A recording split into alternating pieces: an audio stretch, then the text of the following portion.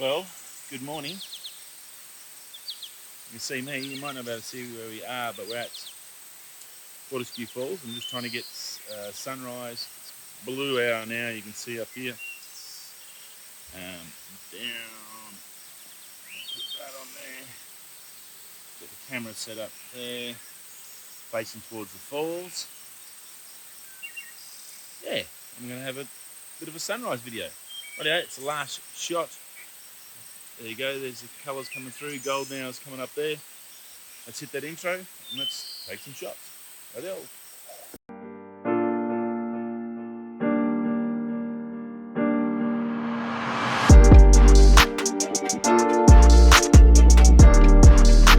Rightio, so got me shots. I'm just waiting for this light. You can see that light coming up. A little bit of the blue light, a bit of reflection, heap of shots in there from that.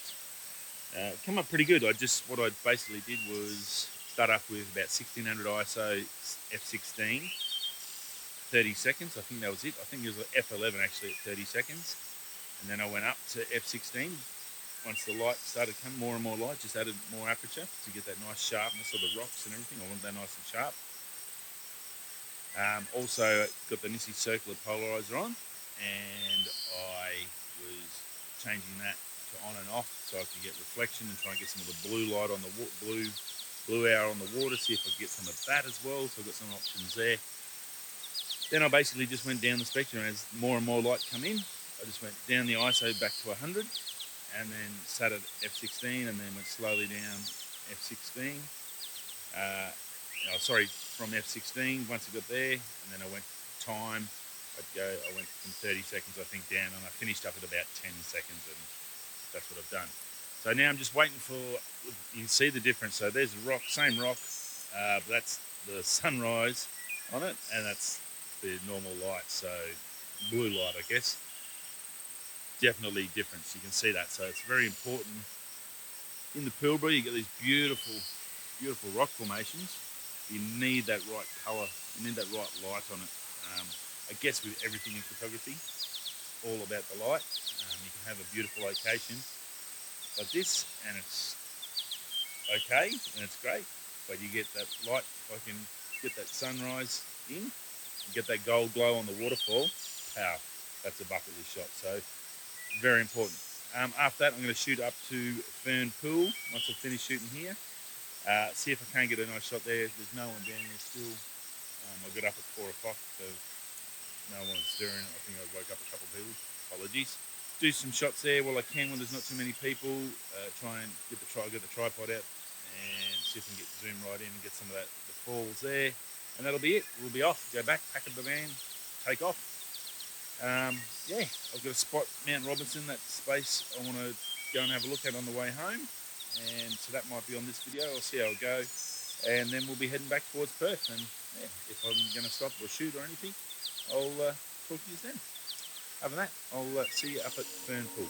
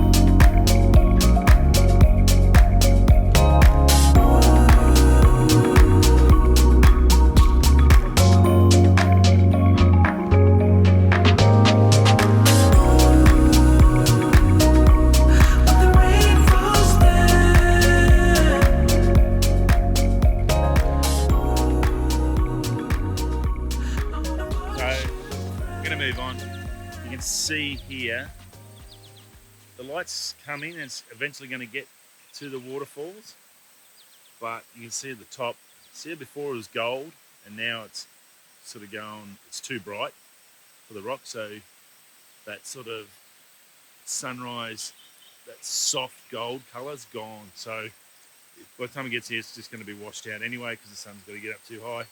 It's just unfortunate. It's just the way the canyon is. If you look around there, you can see where the canyon sort of bends round and the light comes pouring down there. So that'll be perfect down there. Probably a circular pool would be perfect, but you can't get in there. So that's sort of unfortunate. So there's not much you can do. It's not going to, sunlight doesn't bounce off, reflect off the rocks and come around the corner, unfortunately. So yeah, basically by the time the sun gets up to where it's going to be able to see, it's going to be way up the top here and just blow out everything. So I'm going to move on to the Fern Pool and see if we can get a shot there before it gets too bright there. Rightio, here's the top of the falls. I just did a couple of 1/30th of a second, just a little slow-mo just to get that water, and then obviously looking back, and then I tried to get in this little bit of light, golden light that's hit the top of the trees, reflection on the water, did circular CP on, CP off. So yeah, see how that goes as well. Have a look at every angle, I guess. Any chance there's something you want to miss, and it's good sort of that highlight coming through the trees. I sort of like that, so I wanted to. It's starting to blow out a bit, so there's not much I can do. The sky is terrible today, so trying to get rid of the sky out of the photos.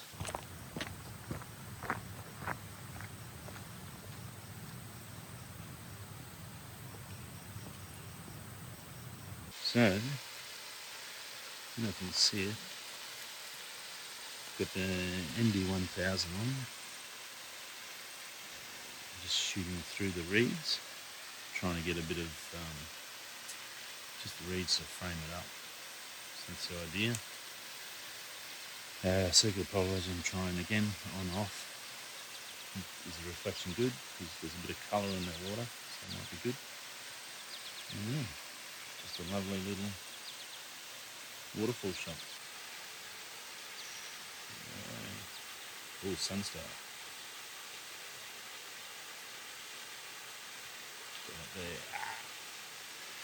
Anyway, that's where we're shooting. I'll talk to you more because there's some people here I don't want to annoy. They're doing some yoga. But yeah, it's looking pretty good. So what have I got so far?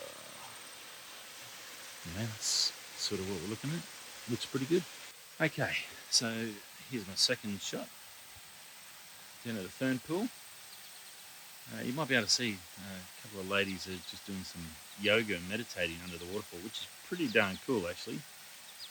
I could imagine how I love the sound of water and the waterfalls, so you can imagine how relaxing that is. I've got a vertical and I've got a horizontal shot, so I've focused at this tree here, which is this one sticking in the side, the bush out in the water, and then obviously the waterfalls. That last one will probably be this tree, so I'll just come in and bracket it obviously so I can do a nice HDR photo. Oh yeah, so there's a brighter one for you. So that's the waterfalls in the background. All there, the water's nice and still. You get those colours in the water here as well. And I think that was about 2 seconds, I think, just the CP on. 2 seconds. Went right up on the aperture, like 40, so I could get that extra time in to get that, just to get that motion in the water. And ISO 100, so it's not noisy. It should be a nice clear image, and it looks really good. The colour in the rocks coming out. You got a little bit of light coming through that's bleeding in. You get those little spots up here on top of the falls. You can see where the sun's just hitting it, so it's just good enough so it's not blown out and crazy. Once the sun gets up, it'll be really bad. So then I come into button, then a vertical one, so that cuts out that tree on the left, and then just get a nice little vertical of the falls. I'm not going to go for a swim because I'm going to have a shower later. Yeah, got the down caprines on today, more hiking ones. I'll put the sneakers back on once I get on the road and just a bit more travelling. I'll have the Dana thongs on, probably actually, while I'm driving. Beautiful, best of both worlds. It's a beautiful little spot. You can see why it's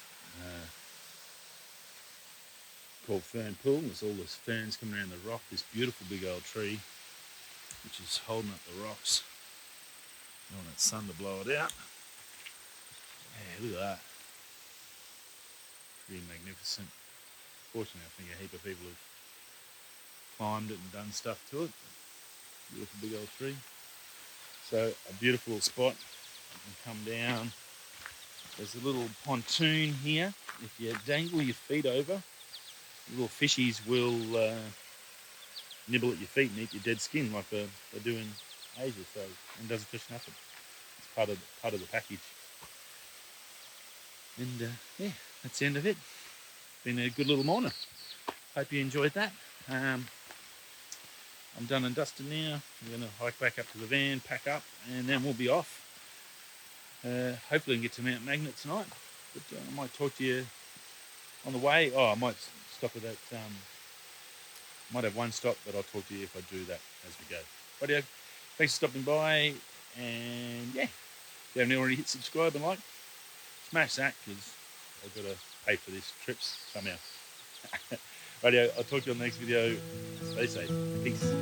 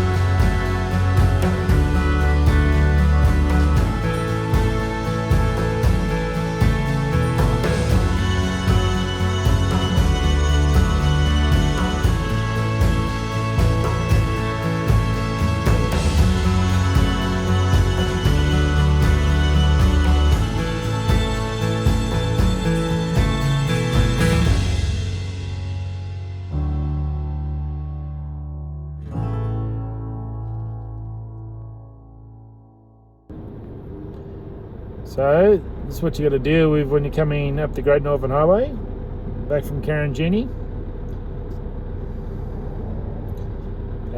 oversized loads, and this looks like a gem. I've had 5 ultra class truck trays, so that's 300 tonne plus, go past today. What else? I'm going to go further here because it's got plenty of room. This one's a beauty. This is an ultra class truck, so this will be big electric trucks for the mining